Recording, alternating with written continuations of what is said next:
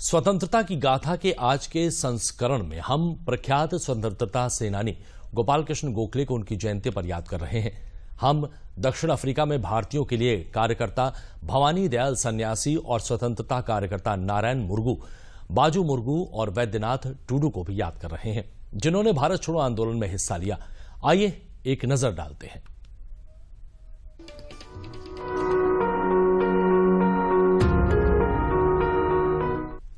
आज की कड़ी में हम जाने माने स्वतंत्रता सेनानी गोपाल कृष्ण गोखले को याद कर रहे हैं। उनका जन्म 9 मई 1866 को हुआ। वो उदार राजनेता और समाज सुधारक थे। गोखले इंडियन नेशनल कांग्रेस के वरिष्ठ नेता और सर्वेंट्स ऑफ इंडिया सोसाइटी के संस्थापक भी थे।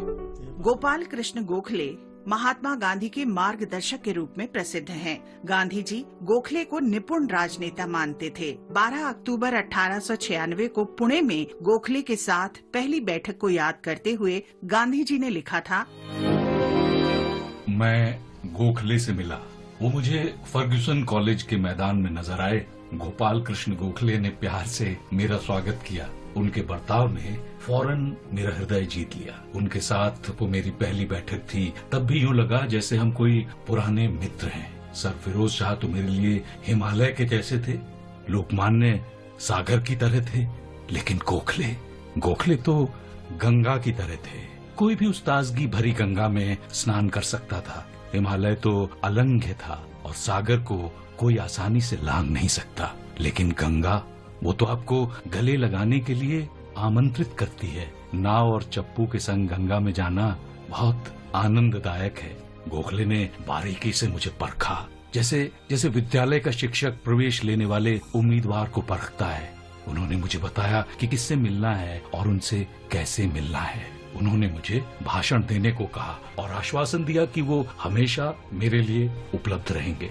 मैं उल्लास के साथ विदा हुआ। राजनीतिक परिप्रेक्ष्य में गोखले ने जिंदगी भर मेरे हृदय में जो स्थान बनाया वो आज भी है और अत्यंत विशिष्ट है। 19 फरवरी 1915 को गोपाल कृष्ण गोखले का निधन हो गया। इस महान राष्ट्रवादी नेता को हमारा शत शत नमन। हम दक्षिण अफ्रीका में भारतीयों के लिए सजग कार्यकर्ता भवानी दयाल सन्यासी को भी श्रद्धांजलि अर्पित कर रहे हैं। उनका निधन 9 मई 1950 को हुआ था। उन्होंने प्रवासी जैसे भारत से संबंधित अनेक अखबारों का संपादन किया। उन्होंने महात्मा गांधी के भी साथ सहयोग किया और इंडियन नेशनल कांग्रेस में दक्षिण अफ्रीकी भारतीयों का प्रतिनिधित्व किया। वो आर्य समाज में भी सक्रिय रहे।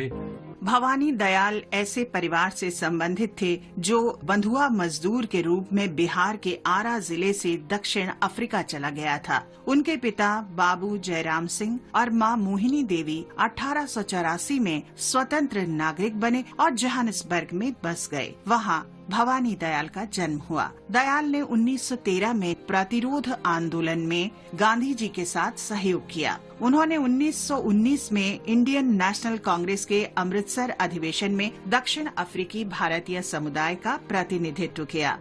भवानी दयाल ने 1921 में भारतीयों को ब्रिटिश गयाना भेजने की ब्रिटिश योजना का विरोध किया। दयाल ने बिहार में अपने गांव बहुआरा में 1926-27 में प्रवासी भवन स्थापित किया, जिसमें पुस्तकालय और विद्यालय भी था। 1930 में वो भारत में नमक सत्याग्रह में शामिल हुए और फिजी में दिए गए भाषणों सहित अन्य भाषणों के लिए 29 मार्च को उन्हें गिरफ्तार कर लिया गया।